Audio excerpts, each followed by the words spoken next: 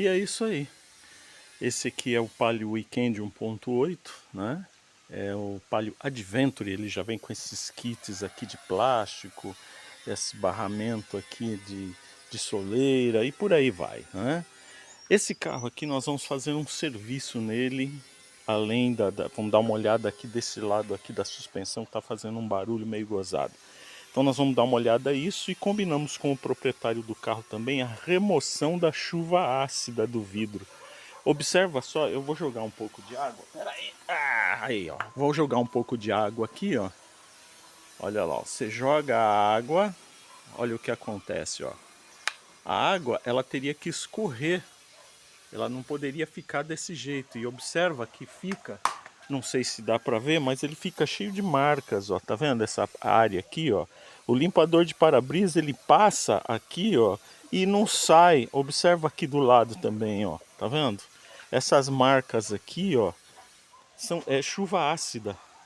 O ácido da chuva acaba queimando no para-brisa, fazendo marcas. E aí você liga o limpador de para-brisa, ele fica distribuindo a sujeira, ele não limpa o para-brisa assim legal mesmo, né?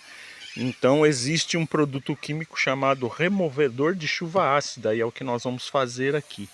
Outra coisa, quando você fica com... Agora vai entrar a época da seca, né?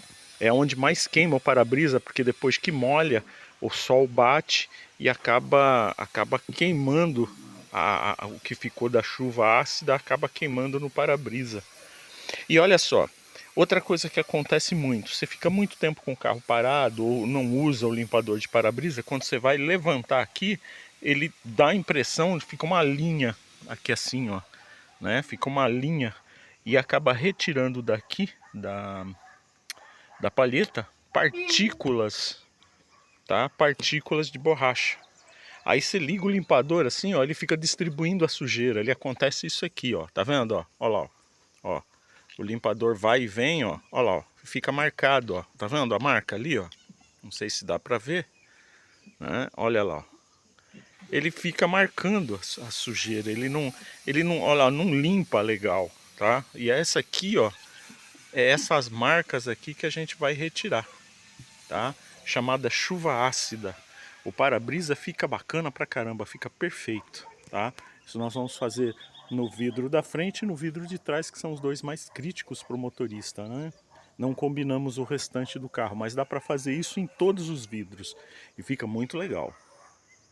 Vai acompanhando aí que você vai vendo as postagens aí que a gente vai fazer, tá bom?